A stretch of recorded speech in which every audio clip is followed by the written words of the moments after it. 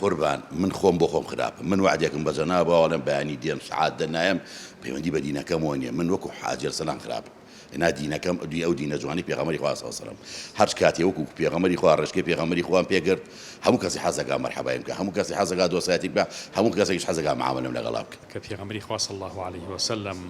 قودوەی هەمومانە سەرداری هەمومانە بزانین جنابی حاجر سەلام دەربارەی پێغەمبەر صلی الله علیه و سلم بسم الله الرحمن الرحيم الصلاة والسلام على رسول الله صلى الله عليه وسلم والله تبيغمر خوال أسمان وصفك أفرم إنك لعلى خلق عظيم ترمتشي لسر بله هشتك نما ويا مباسي كي نسري براسي بيغمرك تاسر يسقان برس تاسر يسقان نرمونيان تاسر يسقان أوي توب ليتيا ولا جواني ولا شاكا برامبر همو كسيك نقهر برامبر مسلمان بغير مسلمان والله تريش وصفك ترمي وبيغمر صلى الله عليه وسلم أنا ونعلم خوافرم إنك لعلى خلق عظيم براسي للسنة كان يا زياتر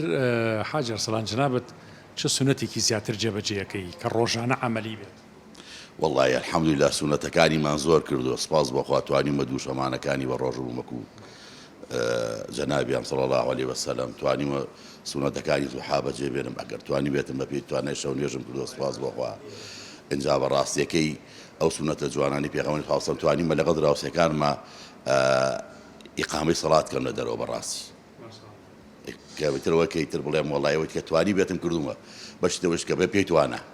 لا يكلف الله نفسا الا وسعها خۆش تەکلیف لە یەکێ ناکە لە توانایانە بێ بەڕاستیەکە پێغەمبەری خوا صلی الله علیه و سلم ئەو نەجوانە ئەو نەخ ئەخلاقی جوانە هەر چانی چاوی لێ بکەی وسوەی حەسەنەیە تر نازانم چیتر بڵێم بینی لەگەڵ سڵاوات و ئایا هەستەکەی سڵاوات دڵتەکاتەوە مشکلت نایەڵێ بینی چۆن لەگەڵ سڵاوات والله سپاسی خواکەم ڕۆژی واگەر بە تەسبیحەکەم بڵێم دانیشم تەنیاکەوم هەتا 500 جارە ڕۆم تا 600 ڕۆم تا 300 ڕۆم جاری تا 200 ڕۆم هەر ڕۆژێک هیچێکم نەکردوێت لە بەیانێ لەما خۆمانەوە 100 تا 200 جارم کردو سپاس بۆخوا حاجر سەلام جنابت فەرموود 2012 چی بۆ 2011 سەفەری مبارەکی حەجتان کردووە یەکەم جار کە چوویتە ڕەوزەی پێغەمبەر صلی الله علیه و سلم هەستت چی بوو چیت بینی وڵی هەستێکە بڵێن تر بە قسە وەصف ناکرێ بەڕاستی یعنی هەرەوەیە کە خۆتە شتێ هەر تا باواقعی بینی اینجا ئازانی چییە کە بینی و اینجا ئازانی چووی بۆ کوێ اینجا ئازانی چووی بۆ خزمەتی کێ صلی الله عليه وسلم لەو ناو حاجر سەلام لەناو مناڵەکان توونەوەکانتان کەسیان محەممەدیان ناوە نەخێر وەڵا بەس ئەمیرمان هەیە ئەرە وەڵا بەس ئایشمان هەیە الحەمدوللا ئاڵیشمان هەیە بەڵام وەڵی محەممەدمان نییە بەداخ انشاءالله لەنەوەی ساڵح و بەشتان انشاءالله با خوا سەلامەتان کام ئەچیتتان ماوە دەربارەی کاریگەری پێغەمبەر صلی الله علیه و سلم یعنی شتێک کە زۆر لە ژیانەکەیە چیرۆکێک بەسەرهاتێک کە زۆر کاریگەر بێ لە ژیان چیرۆکی پێغەمبەری خوا وڵی پێغەمبەری خوا صلی الله علیه و سلم چیرۆکی زۆرە زۆر شتی کاریگەریە بەڕاستی وڵی ئینسا نازانم بیرم نییە چی پێ بڵێم بەڕاستی بەس پێغەمبەری خوا صلی الله علیه و سلم وەکو خوا فەرمێتر هەموو گیانی ئەخلاق هەموو گیانی جوانی هاتووە ڕەوشتی ئینسان چا خوا فەرمی من تۆم ناردووە بۆی ئەخلاقەکان جوانکەی ئیتر نازانم چی لەسەر بڵێم ئەگەر مسلمانان ئێمە بتوانین بەگوێی پێغەمبەر صلی الله علیه و سلم بکەین و بە ڕەوشتەکانی ئەو بڕۆین هەست ناکەی کاک حاجی یعنی کێشە زۆر کەمە بێتەوە من تاکید دەکەم لە ناتوانێت بڵێ هەر دنیاە چونکە خۆی دنیا یعنی لەوە هاتۆ کێشەی تایە هەر بۆ کێشەش خۆش ئێمە بەو کێشەوە محاسەباکە بەڵام مەتوانم بڵێم لە ساڵ 9 نامێنێت هەر کەس نامێنێت چونکە من ئەگەر پێغەمبەری خوا صلی الله علیه و سلم بە ڕەوشتەکەی پێغەمبەر بڕۆم ڕقم لە تۆ نییە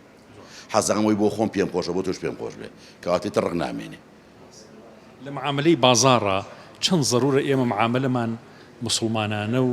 یعنی ئەخلاقی پێغەمبەرانە بێت صلی الله عليه وسلم وڵی سەر لە بازاڕە بە چی پێ بڵێم لە بازاڕە ئەوەی ڕاستی بێ ئەگەر ئێمە بە ئەخلاقی پێغەمبەر و لەسەر سونەتی پێغەمبەر صلی الله علیه و سلم معاملەکەین بەڕاستی درۆیتیان نامێنێ ئێستا خەڵک بە زۆرەکەی کاکە لار بووین لارێکەشمانەوەیە من وعدێک بۆ تۆ مەڵێم بەیانی وەرە مامەسا فڵان شتی بۆکەم بەیانی وانی دیکە پێغەمبەری خوا صلی الله علیه و سلم کەی وعدیەوە یاوە من مسلمانم کە خۆم کە تاوانبارمەوەم هەیە تێگەی دراوسێکم ئەمیتر ئەویتر ئەگەر بە ئەخلاقی پێغەمبەر بە ڕەوشتەکەی پێغەمبەر لەسەر سونەکەی پێغەمبەر صلی الله علیه و سلم بڕۆین کاسبێکەمان و کاسبێکی پێغەمبەری وا بێ پێغەمبەری خوا بێ صلی الله علیه و سلم خەشیتیان نییە بەڵام ئێمە کە خەشەکەین ئەمەکەی لەگەڵ پێغەمبەری خوا صلی الله علیه و سلم زۆر کەس کاک حاجر سەلام دەڵێ کابرا مسلمانیشە کابرا حاجیە کابرا بڵین فێڵەکە کەچی ئەو شتە ئەکا یعنی ئەمە چ خەتایەکی ئیسلامی تەیە کەسەکە قوربان من خۆم بۆ خۆم خراپە من وعدێکم بە جەنابەوەڵێم بەیانی دێم سعات دەنایم پەیوەندی بە دینەکەم وە نییە من وەکو حاجر سەلام خراپە هنا دینەکەم ئەو دینە جوانی پێغەمبەری خوا صلی الله علیه و سلم هەر کاتێ وەکو پێغەمبەری خوا ڕێژکەی پێغەمبەری خوان پێگرت هەموو کەسی حەزەکە مەرحەبا بکە هەموو کەسی حەزەکە دۆسایەتی بکە هەموو کەسێکیش حەزەکە معاملەم لەگەڵا بکە